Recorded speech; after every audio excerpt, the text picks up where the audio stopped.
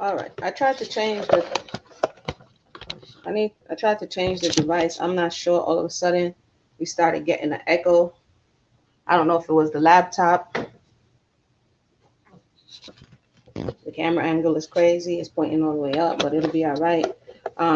We'll wait for them to come back in. Let me check on my phone to see if the echo is gone. My apologies for that. I'm not sure where the echo came from.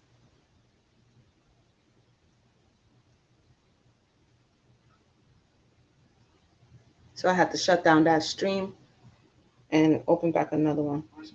My apologies for that. I'm not sure. Yeah, so the echo is gone. I think the echo may have come from when people came in. So I'm gonna give everybody a little chance to come back in, and then we can go from there so that I can follow the story. So Revolutionary, if you're there, come back. Nasha, come back. Just mute your mics when you do. Let me give you the link so that mute your mics so that that's the link.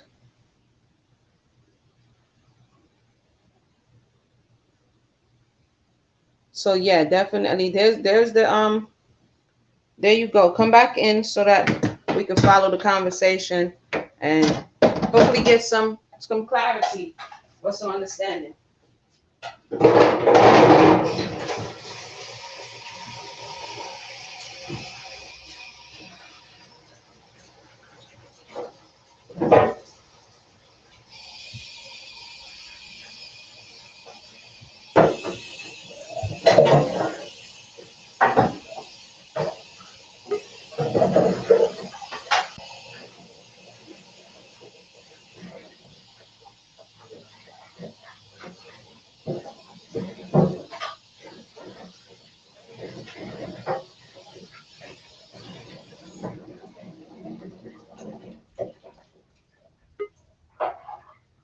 All right, all right, all right.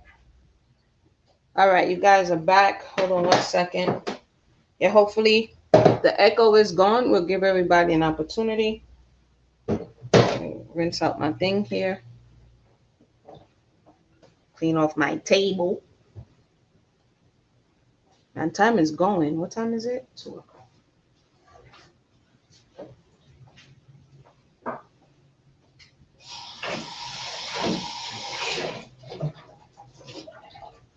So I ended the first stream. This one is going to be talking about opening gates and seeking for truth and to see how that affects us. So I'm going to bring up Revolutionary now. But hold on, let me just rinse this out.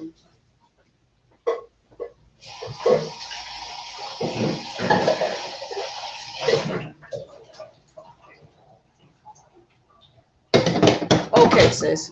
So let me bring you back and then we can continue the story. Hold on.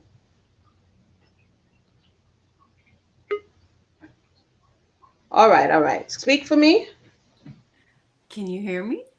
Okay, I Yeah, I don't can even hear know you nice my and end clear. anymore. Yeah, I Okay. can hear you nice and clear. Hold on 1 second. Okay, sis. I hear you nice and clear. Hold on 1 second.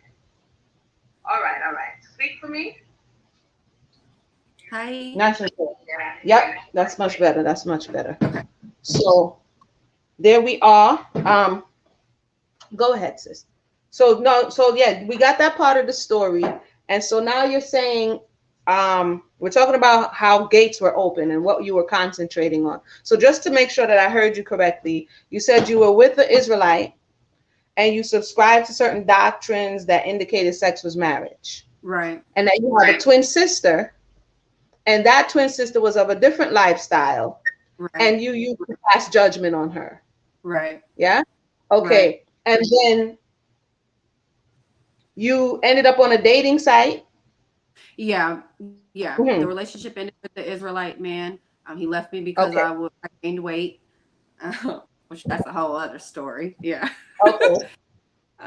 And so, I found myself on a dating site. I did not want to be with anybody. So I put all over that profile toxic, toxic, don't message me. I'm just here to look. I should have, which, at that time I was super depressed and I wasn't really in my right mind. So I should have not responded to any messages I got from anybody. Okay. But I responded, and he taught me the law of Okay. attraction. That's what ended up hooking me to him, So because he you taught put me out something I had toxic. already knew. Sorry, go ahead. No, no, no. So I'm just trying to understand as you go along. So you put out toxic, right? So you Right. were self-aware that you were in a space that you wouldn't be able to necessarily come to someone and being a healthy whole relationship. You was just looking, yeah. And so you Right. put that out, and then that's what came back. Toxicity. Okay, go ahead. Right. Right. Yeah. So, he taught me the law of attraction. So that's what hooked me, because for me, I'm an intellectual. So you teach me anything that I don't already know. Um, Mm-hmm. and I'm kind of excited, but I had already knew it because the scriptures taught me that in a different way. Law of Right. attraction was just worded differently, right? So it wasn't that I didn't already Right. know. But at that time, I kind of felt like, oh, this is something new. This is revolutionary, changing my life. Right. And as I was saying, he would ask for money. It wouldn't be a lot of money, but he would ask for money. And so, when I talked to my sister and her stripper friends about it, they're like, he sounds like a pimp. But I didn't even want to entertain that. I'm like, what kind of pimp's going to teach me a life changing thing? Because again, I'm green. Yeah, I had experienced things with her because she had got snatched up and put into that lifestyle when we were 18. So, I'm 37 Okay. now. Was in my early 30s when I met this gentleman. So I had seen things, but I guess I was still green. I really didn't understand what a pimp was. Um, and as time progressed, I ended up finding out he really was a pimp. So I blasted him all over the internet. We parted for 11 months, got back together around October of 2019. So right before COVID happened. Um, and during that time, because I'd already knew he was a pimp before, all I could focus on was, is he with me for the right reasons? Is he still a pimp? So I'm stalking the ex prostitute that I knew he had found out that he was dealing with, so that I'm looking at her stuff. Then all of a sudden she back appears in our life, and he's like, I don't know where she's coming from. I haven't talked to her in months. Me knowing the law of attraction, I'm like, shit. I've been, excuse my language, I've been focused on this specific woman for 2 months now. Like I must have drawn her back into the situation. But But fast pause. forward Pause. to Pause. Wait, wait. Don't fast forward for me. Pause 1 second. So, well, yeah, yeah. Because okay, so I find it interesting. You have another energy that you came into the earth with, which is your twin sister. She's on one path and you go another, right? And then somehow you end up in relationship to the same type of clientele that she entertains, but right, but not in the same. You didn't get there the same way, but you ended up on the same road. And your sister was able to see right, it, but you weren't able to see it because he came through the right, intellect. Yeah. So once right. you realize that the person was a pimp, were you already too invested to say, you know what, let me leave this alone? Like, what was the allure? What kept you present even after you realized that the person was a pimp? So when I found out he was, or it was confirmed for a fact, because I ended up, for that whole year and a half before I found out, I didn't know. I knew his name was Justin, or excuse me, I knew his name, but I didn't know his last name. Well, I'm a stalker, Uh-huh. right? So he posted. He's from Barbados, so he posted. He went back home. He posted this video of his grandmother's gravesite. I seen her last name, so I'm like, oh, that's his last name. So I Google his name, and then I find out he's like a registered sex offender for being a pimp. So my whole, like, I was just torn apart, but I was already in love, and like, I mean, I'm still Okay. in love with this man to this day. So it's crazy because this was 3.5 years ago, Okay. or So 3 years so ago. So yeah. Um, how long? I just want to. I'm gonna let you. I'm gonna let you go. So just so that I'm following the story. So you find out who the person is. By this time, it's too far gone for you because you're already invested. And how do you now become obsessed with the prostitute? Like, so just so I can understand, he's like a No, literal. yeah. So he ended up leaving me, right? Because I blasted him online. When I found out he was a pimp, I Mhm. blasted him online. Like I told the whole world everything. I tried to post screenshots. Apparently can't do that on Instagram. They took it down. But then I Mhm. found out, registered sex offenders are not even supposed to be on Instagram. So they shouldn't have taken my post down because I feel like now I'm warning other unsuspecting women who are mentally broken that, here's a predator. And that's what I was thinking, my process at the time of blasting him all over the internet. Um, and we separated for 11 months. Those whole 11 months, I kept messaging him, um, apologizing, wanting him back. And then in October, he like decided, okay, I'm going to give you a chance. Well, I didn't know at the time that I guess he didn't have any prostitutes or hoes. He was solo. Whatever led him to coming back to my direction, which I thought was love, because here's a woman who just blasted you on the internet. You've been telling her no, we'll never be friends for 11 months, and then you come back. Like I'm thinking, he, whatever. Well, so the first 11 months I stalked him. I didn't really stalk any prostitutes. I just online stalked him. And then, so what led me to stalking the prostitutes was when he came back, it still just didn't sit right, which now, in retrospect, I can say that was my inner being. That was God's source, the most high within, letting me know, like, this isn't right. He didn't come back for the right intentions. So I just kept, looking for this woman. Well, so when it ended in May of 2020, the girl had messaged me and sent me screenshots of him saying I was just using her. I'm still angry at what she did to me, so I'm getting revenge on her.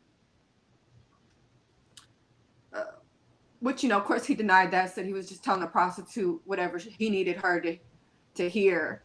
Uh, so here we are, and I'm still battling being in love with him and stalking the women that he left me for, because in my mind I'm like, I'm an amazing woman. Like, how could he leave me for someone who can just give herself sexually to anyone? And then that led into trying to get his attention. So I, even though I'm not selling sex, I'm doing OnlyFans. I'm putting ads where I know he's going to be looking. And then it just, I made money off of it, and I've kind of just, I quit for a while because I had a stalker, or a couple stalkers of my own, come to my apartments trying to lease. At least that's what the leasing agent said. But and here, I didn't stop stalking, online stalking the prostitutes, and ended up right back in the lifestyle. And what's also interesting is there was one that he had, the one that I found out about when he left me. And I mean, it's not just stalking. I would harass these women as well. Like, I mean, it's really disgusting behavior. But one of them, her hair, she dyed it so much that she ended up with really short hair. I'm laughing at her, making fun, and the next thing I cut off all my hair, and I'm like, why did I do that? I had long, beautiful curly hair. Now it didn't, make me ugly. I didn't ruin it, thank God. I'm not a hairstylist, so it still worked out in my favor for myself. But I'm also, I'm not afraid of self-reflection. I'm not afraid to admit, my flaws or anything. So I felt like that was just the Most High saying to you, like, or saying to me, like, you are attracting what you're focusing on. Like, you keep focusing on the things that you don't want, you're going to continue to get things you don't want. So that, was what led me to comment what I did. This story is, you're talking and I'm processing. I appreciate you for calling in. And I appreciate you for being And like so I said, transparent. I'm under the weather. I really don't feel well, and I'm super nervous about doing it. But my spirit is like, this is something that I need to do, not just for me, but I feel like for other women who go through this type of Right, thing. because there's a slip, there's so much here to unpack in your story. Um, I don't even know where to start. I don't. I'm a little bit of an interrogator when I'm trying to understand. So it's not my insensitivity. I recognize your pain, and I just thank you for sharing and pushing through that. for me, for you, for the viewer, um, maybe if we can look at just one aspect of where do you think in this conversation the door opened? Because you went through a door, right? And this door led to many other doors. So if we can kind of backtrack in this conversation, in the experience, and say, okay, what door opened and when did it open? When for you, or what for you would have been that door that led you to where you are right Well, so I think it's a because well, from what I've learned, life will continue to repeat itself if you one the saying used to be, you're gonna keep going through the same thing until you learn. But also, now? That's if true. you keep focusing on something, you're going to keep pulling that in. So I feel that my focus on that I'm toxic and that I'm, because I've also been diagnosed mentally ill. So my focus on all of these negative things, I feel opened that door to not only, and I wrote it down, but I left my paper on the table, attracted me to not only someone who was looking for prey, but someone who also didn't love themselves, someone who also was toxic as well. Um, so I feel, the door had been open in my life a long time ago, and just based on my own lack of self-love. So I think Okay. at the root of everything, that's what led me here. We can say, as far as this situation, okay, I met him through a dating site, so the toxicity and me putting that in a profile let it. But if we want to really dig deep, I think the underlying issue is that lack of self-love that opened the door. I mean, when I was 14 All right. years old, first boy I ever was with, you know. Mm. So And I thank you again. I thank you again, because it is, it's not an easy thing to come into this space. I didn't expect it. I was over here juicing, and I'm like, huh? But I wear many hats, so I'm here for you. Um, so you acknowledge and you're self-aware that this door opened a long time ago. This is one of the things that sometimes we can put the focus on the man who was the pimp, or we can put the focus on, you understand, but the reality is that things repeat in our lives. Things come to us, we attract these things to us because of the vibration, the energy that we're vibrating at, right? right, So as you said, because this is something that was established, if you say 14, 0 to 7, 7 to 14, that's in your subconsciousness. As a matter of fact, 7 to 14, that's in your emotional state. That's in your sacral. It's in the space where if you get injured in that space, you're going to continue to go through life looking for people and attracting people that's going to continue to make you feel like that person felt. So if I could, just only for the sake of this conversation, that experience at 14, was it a pleasant or unpleasant one?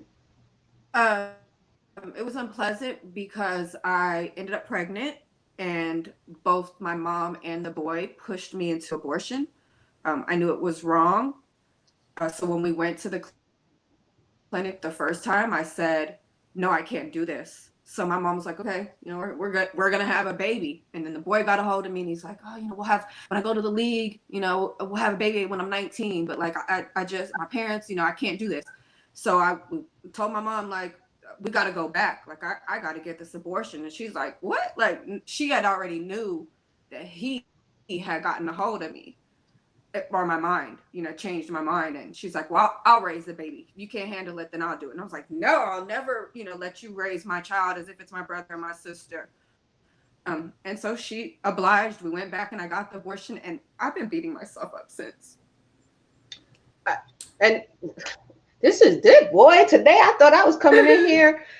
Now you're touching on a lot of the things that over time I've been speaking to, and people are like, it's not happening. And I just let it out. That's what I can say. Let it out and release it, because I understand that forced abortions come with all of these other things: depression, guilt, shame, self-sabotage, because you can't, it's difficult to put it out of your mind. It's always with you. So the insensitivity oftentimes in the people at large is that once you get rid of a child that was connected to you, it's over. But as we can see with her real tears and her real experience, it doesn't just go away, right? And if there Well, isn't counseling, there isn't well, coping. Go ahead. but at 15, my mom moved us away. So I ended up with a 19-year-old who ended up giving me chlamydia. Got rid of the chlamydia. Found out I had chlamydia on my birthday, on my 16th birthday. Got rid of the chlamydia. Thought I was good. End up, I think I was 19 with a guy I was just so in love with. We planned the pregnancy. I ended up pregnant, and it was ectopic. So my second pregnancy was also a forced abortion, a medical one. So I had to have the baby, which was still alive and growing in my fallopian tube. The baby Wow. in my fallopian tube removed. So I have one fallopian tube that's likely inoperable or Right. doesn't work. So I'm at 37 and I don't have children. All my life, the only thing I've ever wanted was to be a wife and a mother. So, it's a challenge, because I always equate back to that 14-year-old girl's decision of getting an abortion when I knew better, and I always would think like I'm being punished. The Most High is punishing me because I knew better. Then when you become an Israelite, then they teach you you're being punished. And Right. so leaving the lifestyle wasn't that I didn't believe in the Torah or morality. It was I didn't believe in that God was punishing me. I believe I have been punishing myself. And so it's just a struggle because I can tell you so many stories, but I feel like my life is, I used to think like, woe is me and this is such a horrible existence, but I realize now like I'm going to help a lot of women with the same situations. There So are a lot of women I with don't the mind the same interrogation. story. Interrogate me all you want because Right, right. I want to I think don't about mean all to that. interrogate. I'm just really inquisitive by nature. I'm No, really I just use trying to that word loosely. understand. I Yeah. use the word Yeah, yeah, loosely. yeah. Yeah. But so we see that there was a traumatic injury at a young age. Can I ask if it's not too much? At the age of 14-year-old girl, right? Were you missing something emotionally, a connection to where at 14 you would give yourself to a young boy to get in the space of Oh being yeah. impregnated? Yeah, Yeah, okay. definitely. So I'm the third daughter. I'm the baby, even though I have a twin.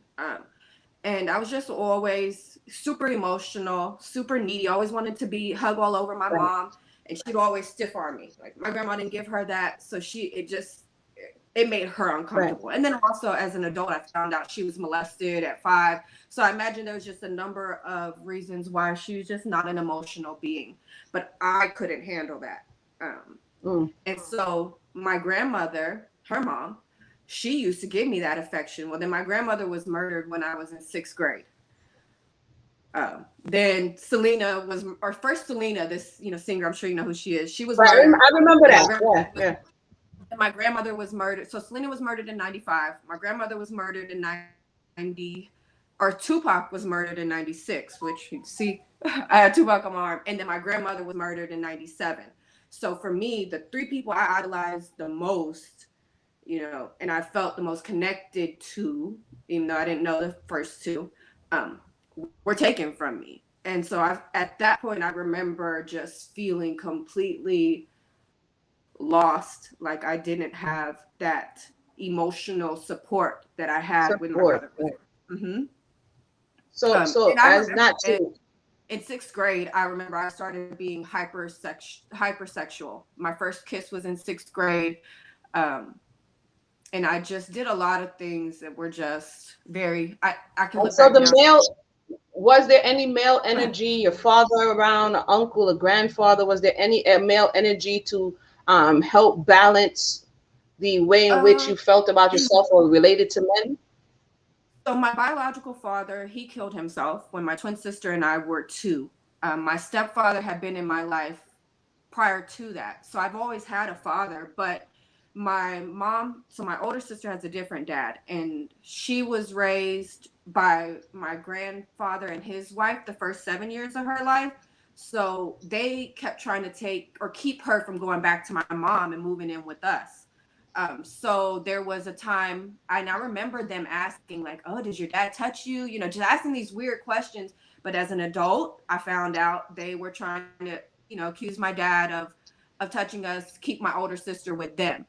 So my dad, although he loved us, was a great provider, was a great example of a man, I think he was too afraid to Mm. love on us because of those allegations that were made when we were younger.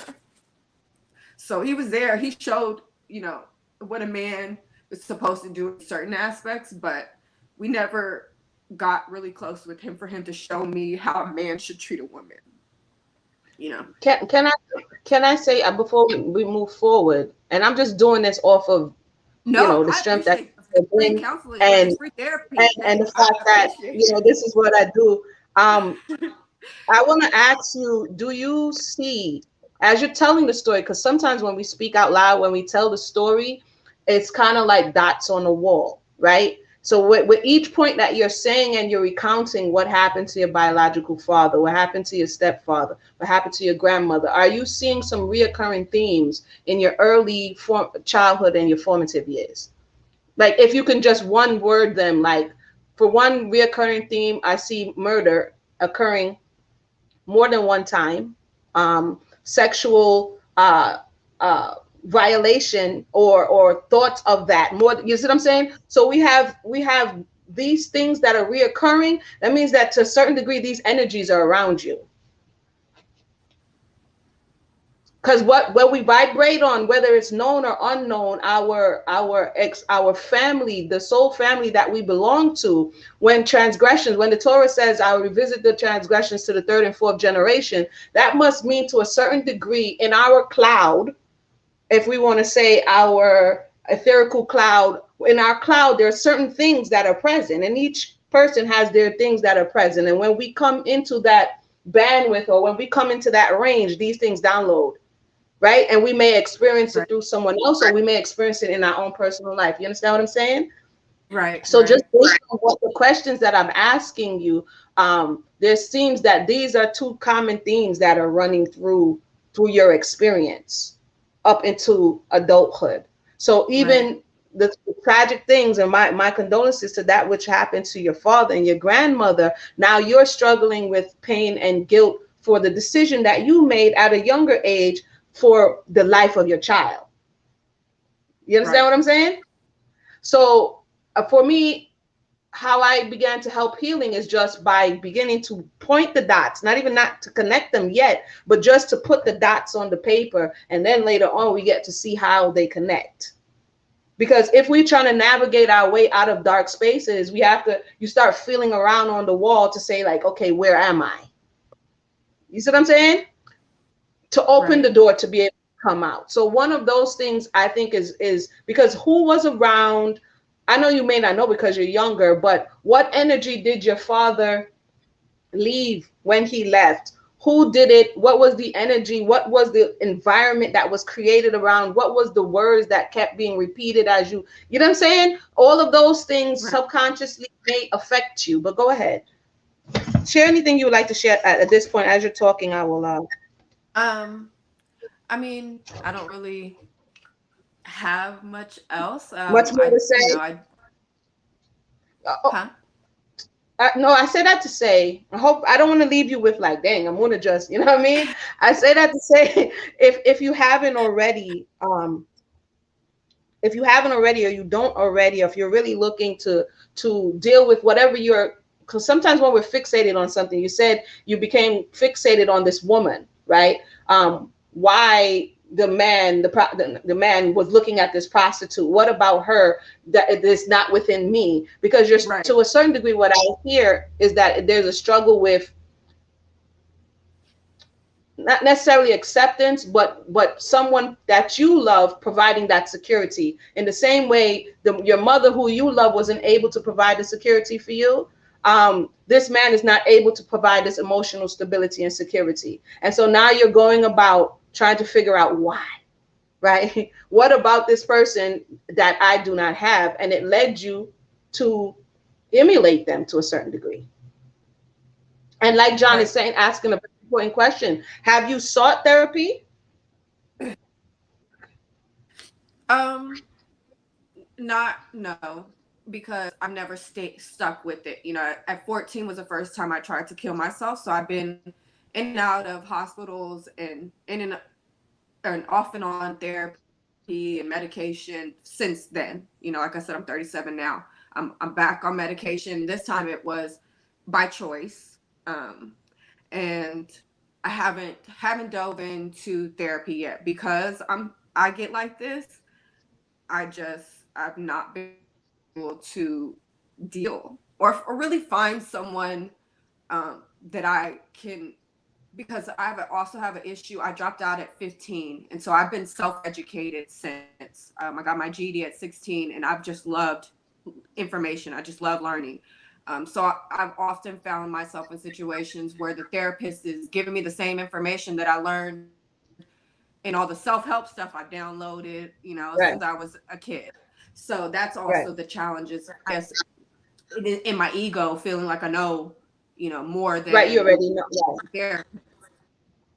Right. So There if may you see are, some spiritual. if you're open, I would Thank love to you. hire you. Thank you. I mean, I tell people that sometimes therapists are telling you that which they have not done themselves. They know the book knowledge aspect of it, but they don't know the practical application because sometimes they bring in their own baggage to the therapy session, right?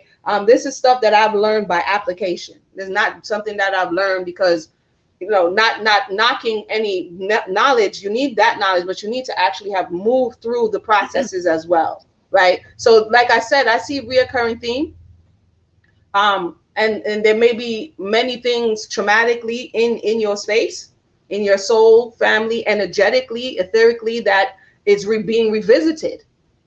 You know what I mean? It's not in the way oftentimes people say, most highs punish you. It's the way in which universal laws are set up. If there's a checks and balance system. If there's a Right. negative, there has to be on the other side to balance it out. People say it's God. Most High already set everything in creation. He already capped it. So it already does what it does. It's just a matter of time. Um, and when we get to the point where we realize that we are born into a story that's already taking place, right? It's already taking place. Now we come into the narrative at whatever point our parents come together to open that door for us to come in. You understand what I'm saying? And so you are here and you're Right. having a number of experiences. I think the pimp guy, if that's what he is just a manifestation of something that's going on in you. Right. You know what I mean? Something that's going on in you, and to get to the core or the crux of that would be very helpful. And at which point, I still bring in the creator, asking the creator to help you to understand what is this and what do I need to do to move through it. Because again, the lesson will continue to come and come and come and come and come until, because so as souls, we're here to elevate. School is earth, right? This is the schoolhouse, and we're here to elevate through our Right. experiences. You understand what I'm saying? And so if we don't realize that, then we will blame everything else, the pencil, the eraser, the desk, the person, you know what I'm saying, my teacher, my mother, all of these things we're going to blame, as opposed to saying, okay, I'm having this experience. Why am I having this experience? And it may very well be coming Right. from lineage. There could have been some type of transgression that happened 2, 3 generations ago that you have no idea Right. about. I would ask mom. Mm. I would ask whoever. What happened? Some type of original sin that may have transpired that set the ball in motion.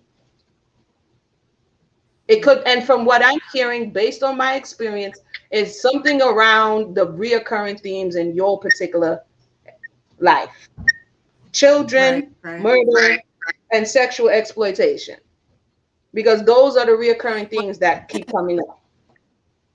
And what's interesting is, so my mom was pregnant and married at 12. She ended up getting an abortion because the guy that she was married to, I guess, was cheating on her or something of the sort. My grandmother was pregnant, had her first child at 15. So definitely that young girl teenage pregnancy is a reoccurring thing within my family. My biological father, like I said, killed himself, but I was told all the men in his family are extremely violent and crazy, you know. So it's definitely just a number of things. And like you said, it could be, you know, generational. I mean, at this point, I really don't care. I'm ready to heal, because I'm 37 and I can't live like this. I understand. I understand that and like I said in the video, I understand sometimes this part is very difficult, right? John is saying therapy. John, she says she went to therapy a number of times, and the therapists are not helping her. Okay, so I feel John on that. You definitely need. She's sharing. I'm not. Like I said, if y'all came on earlier, I was over here making juice, right? And then I came into Solonomics mode. I was like, huh, what's going on here? So I'm here. I'm gonna share. If this is helping her, this is helping someone else. This is not something I heard. This is something that I know. Life is about patterns and things that reoccur until we deal with the source of the matter. You don't need a therapist to tell you that. That's just facts. Everything comes Right. from a root. How did I know that somewhere in her family lineage there has to be this reoccurring theme? Because it's a formula. You know what I'm saying? The formulas I'm supposed to be doing right now in my college algebra. But it is a formula that if we understand that, then we understand why we're looping. You understand? So I understand that this part is the uncomfortable part, but grappling with it is going to help you to get to an understanding so that you can move through it. You see what I'm Right. saying? And So that if you, also goes back mhm, to being able to stop attracting that same kind of man, because, you know, the pimp, how, you know, whatever we want to call him, he's not the first. Even though he's the first pimp I've ever been with, he's not the first man I've ever had to take care of. You know, he's not the first man I've ever financially had to take care of. I'm not the first man who's ever, you know, broken my heart, or been not necessarily the right choice for me.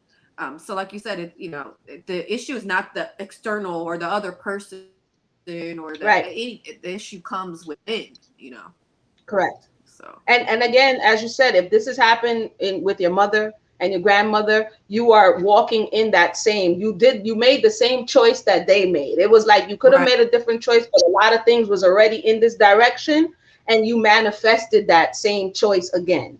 Right. Now, acknowledging that choice, and accepting the concept, moving through the guilt or the shame or whatever it is that you're feeling, surrounding that choice is not necessarily blaming those who came before you. It's just saying, hey, this is the choice that I made. How do I make good? How do I turn this around? You can't go back and change the past, but you can accept it.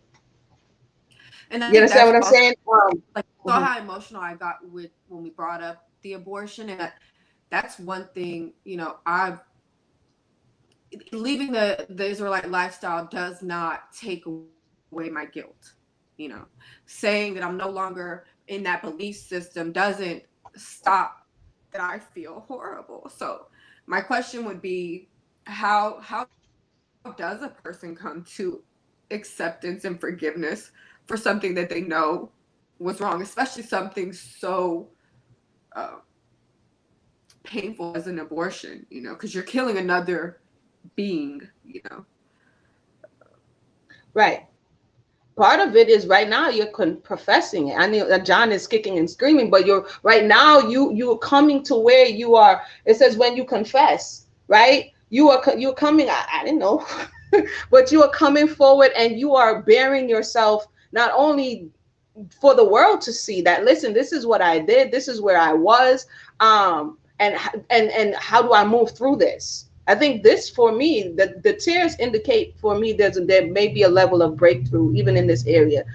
Sometimes we don't understand that tears, the way in which a lot of times emotions come from us is from words, but also through tears, right? There was a study done on water, and they looked at tears under a microscope and saw tears of joy versus tears of sadness. This is how some things bubble up and come out of us. And one Mm. of the ways to get it out in whichever ways you write it out. That's why musicians sing it out, they play it out, they talk it out, they act it out, they bring it forward and out, and kind of use it in this space and time as a teaching tool. Because there are many people, I've had the conversation on here, that don't understand the after effects of abortion. There are many men Right. who like, oh yeah, I don't have any children, but you're not talking about the amount of women that you made or you pressured into having an abortion. You can't run around here Right. talking about you don't have any children, but you convince 4, 5, 6, 7, 8 women to abort the fetus, Abort your which is children. that's your child. So we can't negate. We're not having these real conversations because it makes people feel uncomfortable. But the reality is, the woman is the one who carries this around. She carries that guilt. She carries that shame. She carries that pain. And they say, "Oh no, no such thing is happening." It's happening. It's happening, and we need to talk about it, because if we don't talk about it and we don't have supportive systems, the people cannot heal because there's no place that they're going to go to be heard. Right.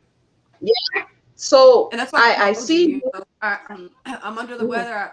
And now, the tears are making all my mucus, mucus in Spanish is what we call it, making it all come up. But I felt like it was something that needed to be talked about, because, like you said, it gets this normalized dysfunction gets told like this is how things should be, and it's Mhm.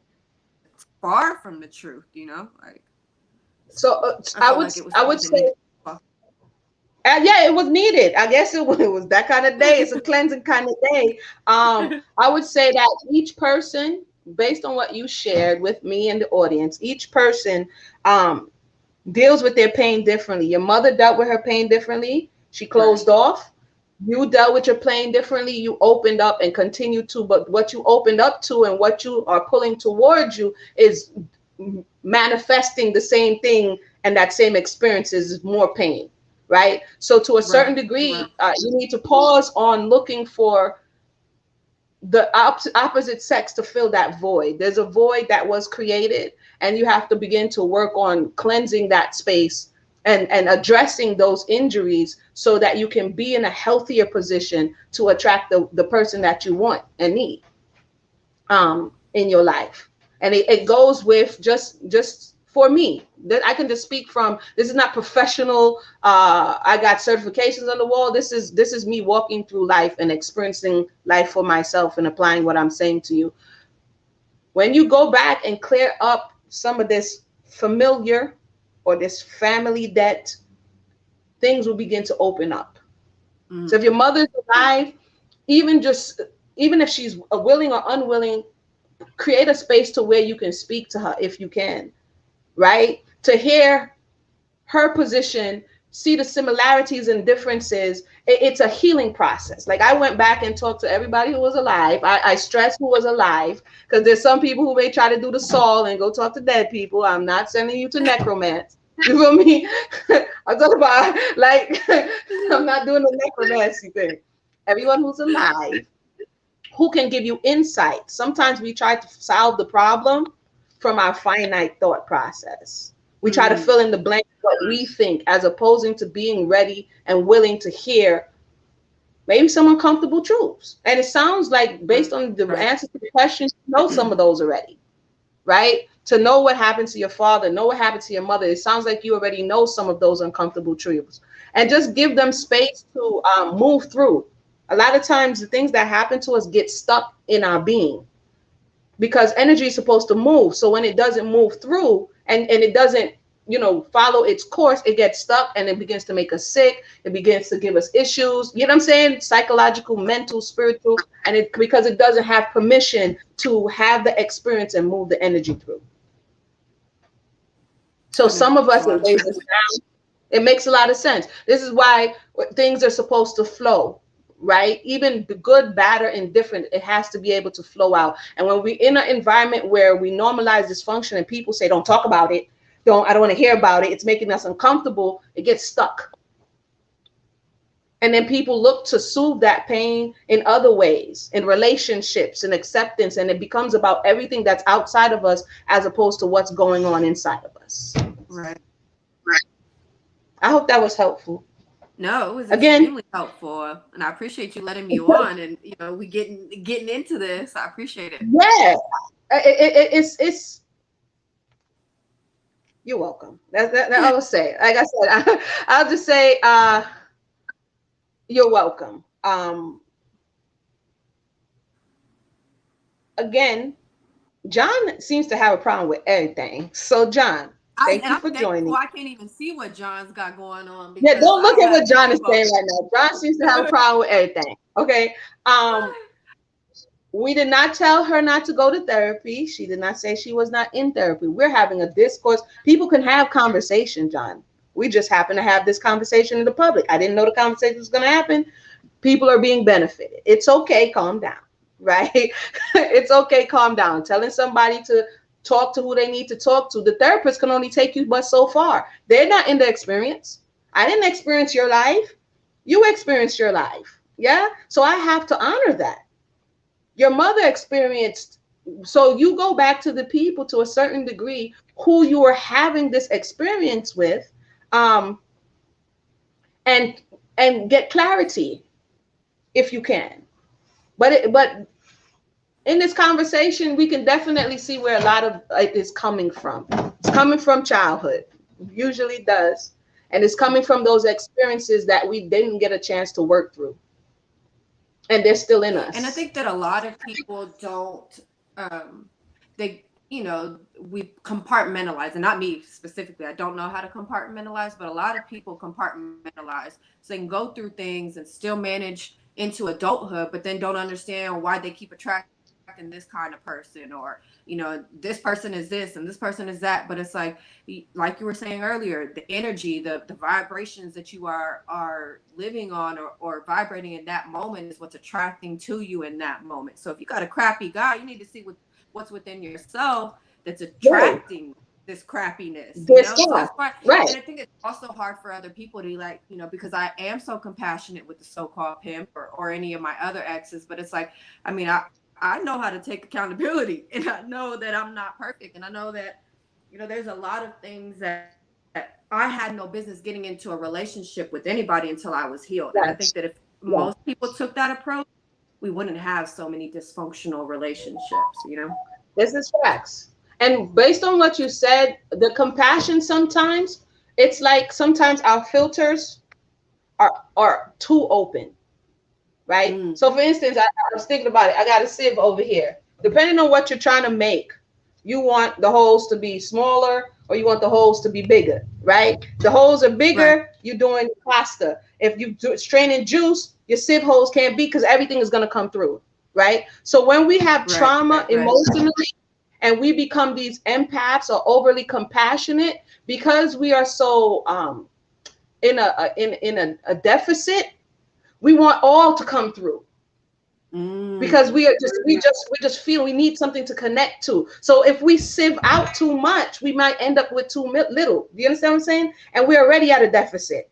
So sometimes what people are calling empaths is really that we're not really acknowledging that we are operating at a deficit, and we're willing to allow we're not afforded the opportunity to be choosy because deep down inside we think that oftentimes we're not worthy of waiting or worthy of someone proving themselves, and we're just willing to accept anything we could get. mm. So we got to let more people be able to filter through that so we can get what it is that we need.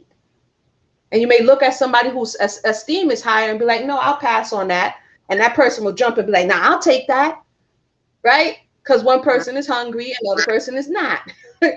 So we think our emotional needs as hunger.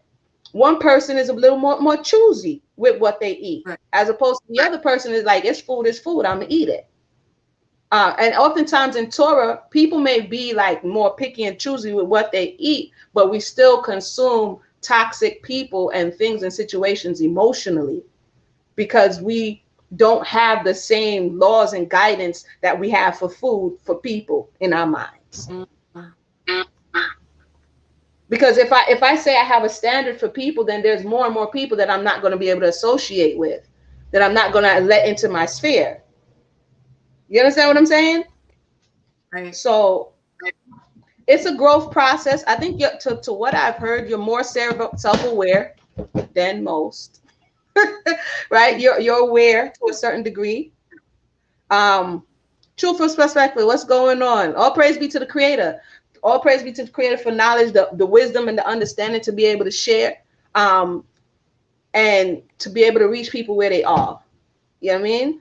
Thank you just for this opportunity to share. I think a lot has been said in this time. I had no idea. I had no idea, but I'm definitely appreciative. Like, when duty calls, Yes, um, I'm thankful. I'm super thankful for when, you. when duty Like I said, I calls, love you. I've been watching you for many years. Because thank you you. used to be on Debate Talk for You, right? Yep, used to be on debate I talk knew for because you. So some people knew think, that voice. yeah, some people would think that I just started doing this. Mediating and really trying to get down to the meat of the issue is not nothing new for me. I've been doing it for years, years and years and years and years and years and years. And what I realize in the debate specter is that you're trying to convince the other person, even though if it's for intellect, you're always tussling with the other person. And to a certain degree, we have to do that with ourselves and our own experiences because it's a struggle. You know what I mean? One day you Yeah. get up, oh man, I can face the world, and then another voice comes, man, sit down, you depressed, and you like, well, I guess I'm gonna sit down. You know what I mean? That internal struggle happens on a daily basis, and the amount of time that we spend trying to convince the other person, we should be taking just as much amount of time to deal with our own dissonance. That's what I was telling my spiritual advisor. Because this pimp, I have been, like I said, obsessed with him. The last 15 months that he's been gone, I haven't seen him. And I was helping a friend do something, and I saw him an hour and a half away from my house, walking from a liquor store back to a Super 8 motel. Like, and he didn't see me. I'm in my car driving. I'm like, no, that can't be him. But it was him. And I'm like, I've been dying to see him for 15 months. And the minute that I just released and I'm not even thinking about him and obsessing like I have, he pops up. So for me, that was just Source saying to me, like, you're choking the life out of things because your focus is on him and why he's not doing what he's supposed to be doing to be this great man that he is. But you're not even doing what you're supposed to be doing to be the great woman you are. So it's easy to focus on someone else than it is to really do the work. And I had that conversation with, like I said, my spiritual advisor yesterday, and I realized, like, shit, it's me. Like, I'm no better than anyone, and I need to stop looking for excuses by Oh, focusing on what right. someone else is doing. That gives us permission not to look at our own stuff. But in closing, can I ask, if he is a pimp, right? Then what in relation? Because everything is relationships. So if he is a pimp, what are you in relation to him?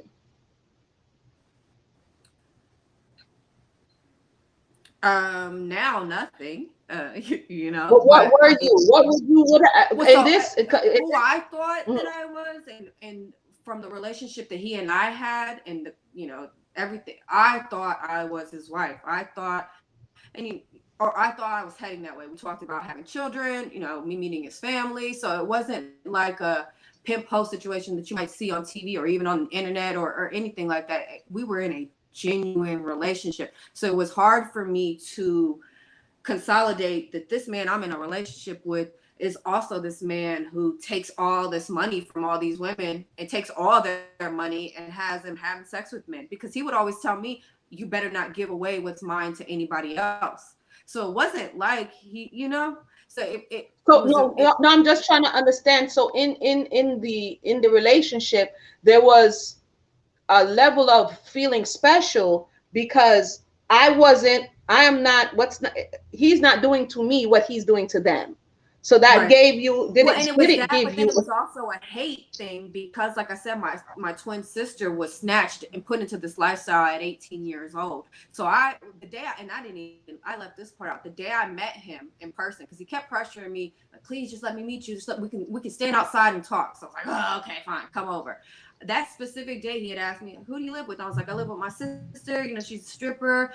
I think her boyfriend's, a pimp, and I hate pimps. I specifically said that to him that day. Now, I don't know if that was Source telling me and telling him at the same time, like, walk away from this woman, like, red alert, she, don't fool with her. But he never even said to me at that moment, I just got out of prison, because he had just gotten out. He was just gotten out of the halfway house at that point.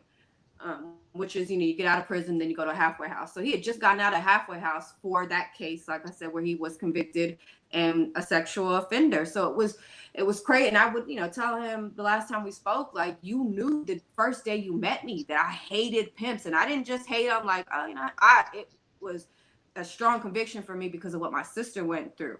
And you never said anything. And that was always, he never answered the question.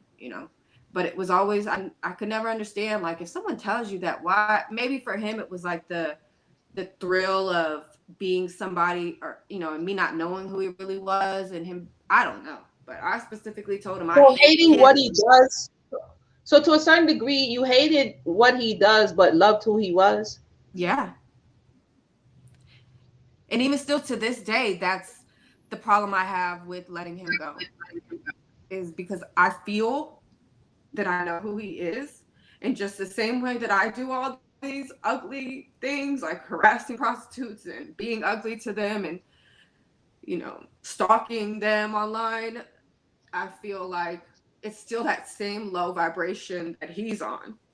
And if I know I'm a great person, regardless of all of that, why is he not, regardless of the things that he does, because he doesn't love himself? But again, like you said, when you're empathetic, or too compassionate, maybe I don't think I'm the only one that feels that way, but it's definitely still a struggle for me, because I see him through all of the things he tries to hide from me. Because when we first had sex, he told me, I can't give it all to you. He did it to me twice, and I felt horrible, because when someone stops having sex with you in the middle of you think you're getting into it, you feel a way about yourself. Well, he told me a year later that it was because he had already finished, and he said it so nonchalantly, like, I'd already came. And I'm like, do you know, for a year I have been torn up because you didn't want to give it all to me?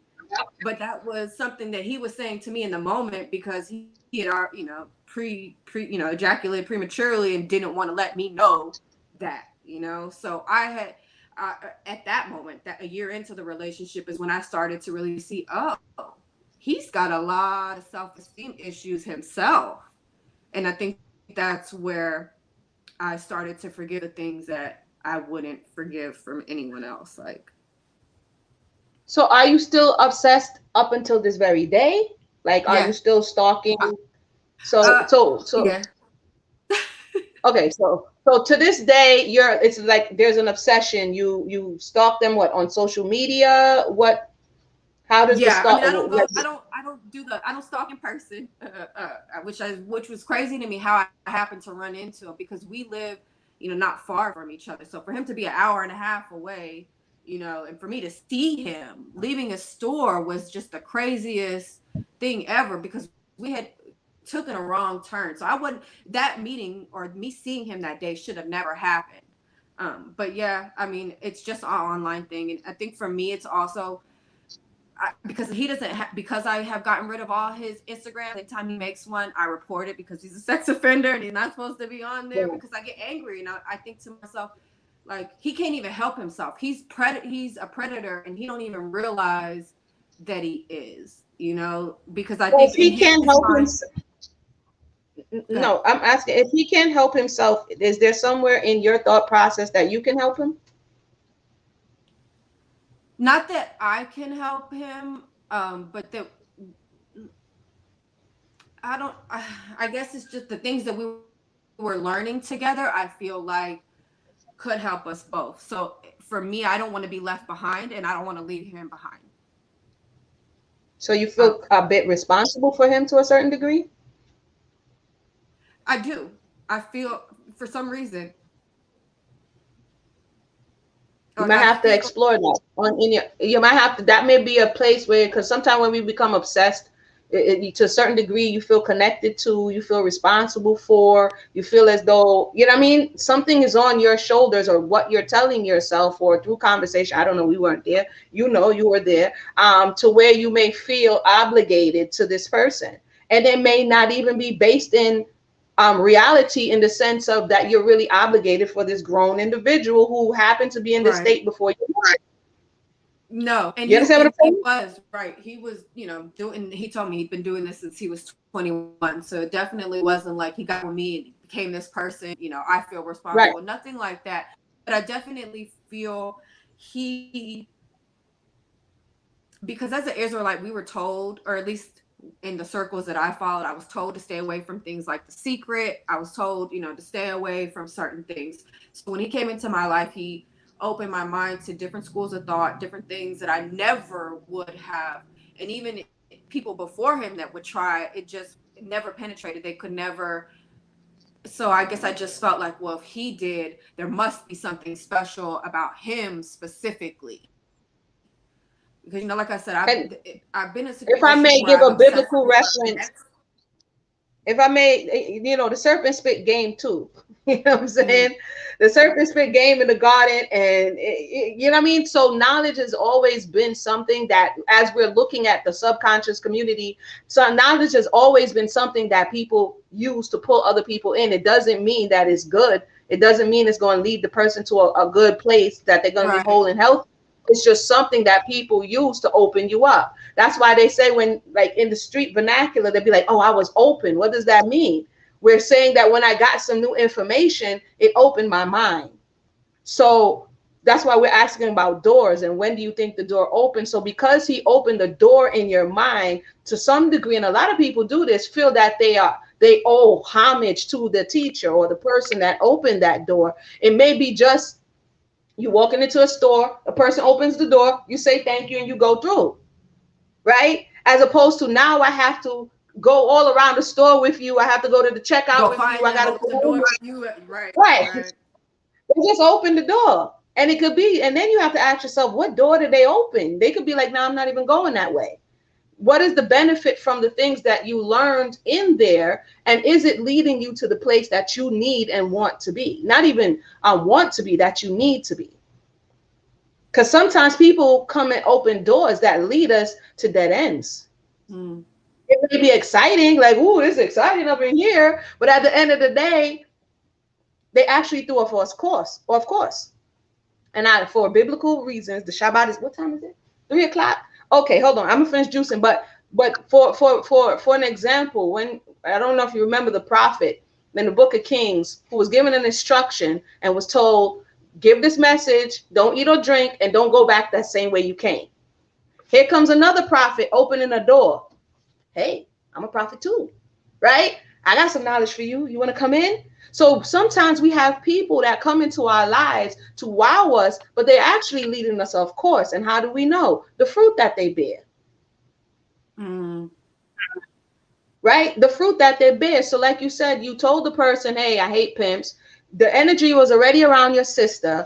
There's a lot of things that's coming from your past. Now, here is this person that, to me, it sounds like a trauma bond. And it's funny, I talked about it in the little short video that I shared earlier. And it sounds like a trauma bond because you're identifying through your trauma in some mm, way with this person and now feeling responsible for this person. And that's not even your bag. It's not your bag. You came with your own bag. You got, you know what I mean? You got a lot of stuff in your own bag. And now you're trying to carry someone else's bag because you feel, I don't know, you have to fill in the blank. What do I feel? The person can't do it. They don't have the tools. They're the one who put you on. You know what I mean? So right. how do you not know what to do? You're the one who put me on to this information that you're supposed to know. You understand what I'm saying? So to a certain degree, for you, I would say, if I had to move through this space, I would have to unpack what doesn't belong to me and give it back to the person, Mm, so that you can see clearly and deal with what is your stuff to deal with. Obsessing with him is allowing you to take your attention off of where it needs to be, which is your experience. So if you right. obsess about him, you don't have to deal with you. Let me just say, John, I'm just let's just be respectful. Telling people to shut up is, we keep it clean and professional around here from the debate talk for a few days. So let's just keep it clean and professional, and be careful how we speak to one another. I don't sow into that dysfunctional type of conversation. So you can not agree with one another, but please do not become disrespectful to one another, because we're gonna have to time you out, John. You know what I'm saying? So I would say that based on the obsession and the compulsion, there may be something you think that the person is going to give you, and maybe they already gave you all that they came to give you, and there's nothing else for them to give. And he's a grown man. I don't know how, you know what I mean? You're going to be No, that's responsible for the definitely things not that my he does. responsibility to to push him in the direction of what I feel or what I Hmm. feel he should be doing, right? Because we've had conversations of he wants to teach children and all these different things, but then I think to myself, well, how can I like, and then even the selfishness of what I want to do, because I also, aside from before him, wanted to get into school districts and teach people, different things. So it was like, but how can you do that as a pimp? But then now I think to myself, well, shit, how can I do that as an adult artist? So that's, I guess, again, where I go back. I always flip back into that. Well, I'm no better than he is. Why am I too good for him? Or it's again, I'm still not over him. So I just have to sort through Right. that. It takes time. Sometimes we don't necessarily get over, we move through. Right? Mm-hmm. We move through. Sometimes people like, oh, jump over it, and it's still there. It still affects us. But when we move through the information, we move through the experience, and we learn what we need to learn. Like I said, with the energy, and you get to move through. So you acquired some things. You said you on OnlyFans. Mm-hmm. Are you still on there now? Yeah, I'm still on there now. Well, there's may be some doors that you have to determine for yourself. I can't tell people what to do. You have to determine for yourself. This door is open. I feel a draft. This door is open. Some unclean spirits are coming through. Why is this door open? I know if you open the door, you have to determine is it time to close that door. Because for you to begin to clean up what's going on, you have to cut off all avenues that you still allowing this stuff to come through in your life. And that would be Right. one of them. Right.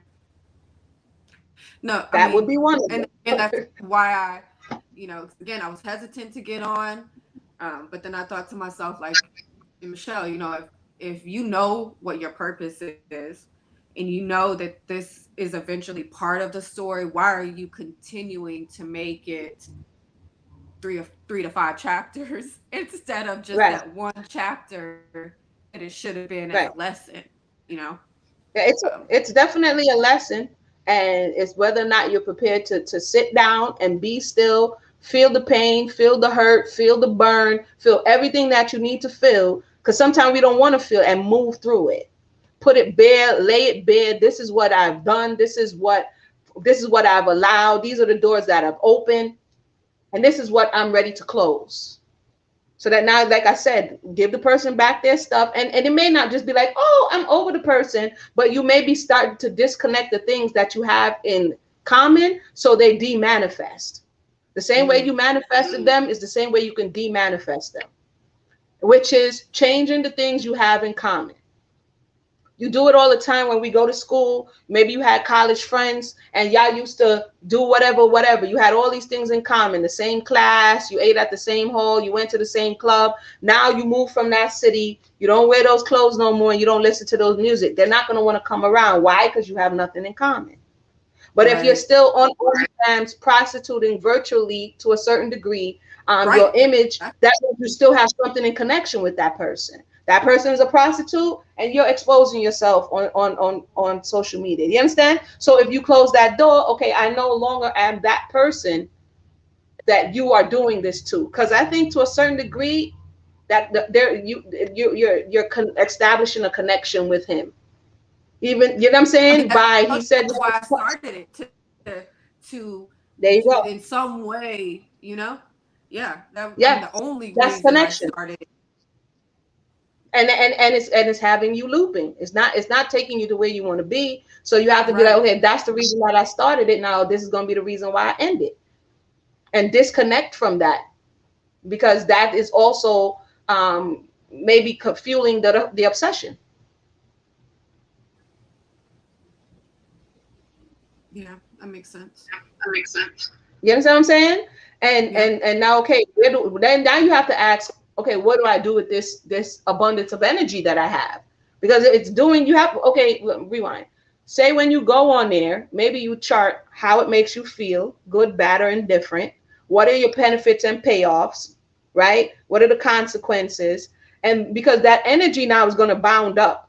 People often look, oh, I stopped smoking. What do I do now? Eat crunchy chips. Do you know what I mean? You have to replace it with something, or else Right. you're going to feel imbalanced. So first identify what it's doing for you so that when you close that door, you know where you're going to put it. You have to put it in a positive direction, or it's going to be destructive energy just waiting to manifest itself in another way. And it's crazy, because I tried to justify it, like, men I've dated, they already have these types of pictures of me. So, when my businesses do blow up, I'm beating them to the punch, and so I was justifying all these reasons why after the fact I got into it. But I mean, at the end of the day, like, I don't like the attention from men, like, it's not even, I don't, I had someone tell me that I was a fraud because I'm not a real porn star, like, so it's like, I'm in a lane I don't even belong in, so again, I feel like this conversation with you was for so many reasons. So I'm super thankful for you. All praise be to the Most High. Thank you for just moving as a spirit led, like I said, and you got a lot of things to just process. You have a lot of things to process. Take your time. Don't beat yourself up because that's not going to help. You feel me? If you don't have a support system, the part that I do agree with John is that you're going to need a support system because this is heavy. I'm not even going to front. What you just described is heavy, and you may not be able to move through that on your own, right? No, So that's if why I've you always looked for a man. And as an Israelite, I was so thankful that we were told, man come first, and a woman needs a right, man, because I really had believed that was what I needed. But I realize well, now you do need the that's also balance, but toxic. not in the way you do need the balance, but not in the way you're manifesting it, right? Right. You do No, that is exactly. Right. you need it, but not in the way that you're manifesting it, because that's not working, right? Right. So I definitely is your sister. You still around your sister? So my sister lives in Vegas now, but she's no longer stripping. She just in the last year is chasing her passion. So she's working to be a chef, and she's just doing amazing. And it's hard for her, because when you go from really fast and a lot of money to a 40-hour, Right, a regular long paid week. job, but I mean, I'm just so proud of her, because she's really just intent on changing her life. So And really, unfortunately, yes. it starts with a thought. It starts with you making a choice of what you're trying to do. Understanding it's not going to be easy. It's going to be a long road ahead because you got so many working parts going on here. You got past, present. You got a lot of working parts. You like I said, you may need the somebody who can hold your hand and walk through this process with. Um, and I know that sometimes that's easier said than done because not everybody may be able to identify or even have the spiritual understanding to be able to guide you in a certain way. Sometimes they're Right. just going from the intellect and it's not filling the soul. You know what I Yeah.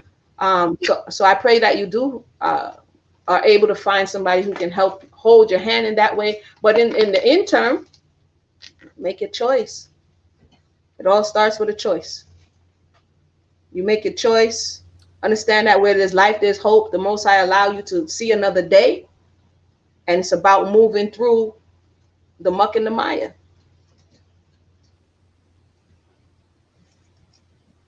So be encouraged, Thank you. Thank right? you. Be encouraged. Um, and I thank you for sharing. This was a doozy, boy. Well, I'm thankful, and I completely forgot that tomorrow's a Shabbat, so I definitely don't want to keep you because I know it's like, oh, I can't do both at the same time. So I'm Right, no, yeah, definitely, I'm about to finish juicing now. yeah, yeah. I'm definitely about to finish juicing now. But again, this was more important. This was duty calls. You know what I mean? Sometimes I be thinking I'm gonna do what I want to do, and the most I be like, I be like, oh, okay, duty calls. So it's all good. But thank you for just sharing it. You never know who you're gonna touch, whose life you've touched, whose experience is gonna be changed. And that also helps us to get the motivation we need to keep going, to know that we have helped other people by just being real transparent and telling the truth about our experience. Right? So Yeah. that's what we do here. Yeah. And I want to thank everybody so much for tuning in. Is there anything else you want to say before we go? No, thank you so much. All praises to the Most High. I'll praise to the Most High. All right, everybody. You guys have a blessed day. I'm gonna finish juicing. Like, subscribe, share the video. Woo! And you know, may we continue to have strength for healing and growth. May we understand that sometimes people need kind words and a listening ear. You know what I mean? And because they're carrying a lot, you never know what people are going through and where they're coming from. So with that said, thank everybody for tuning in. We'll talk again soon. I'm about to go finish juicing. All right? One. Oh, wait.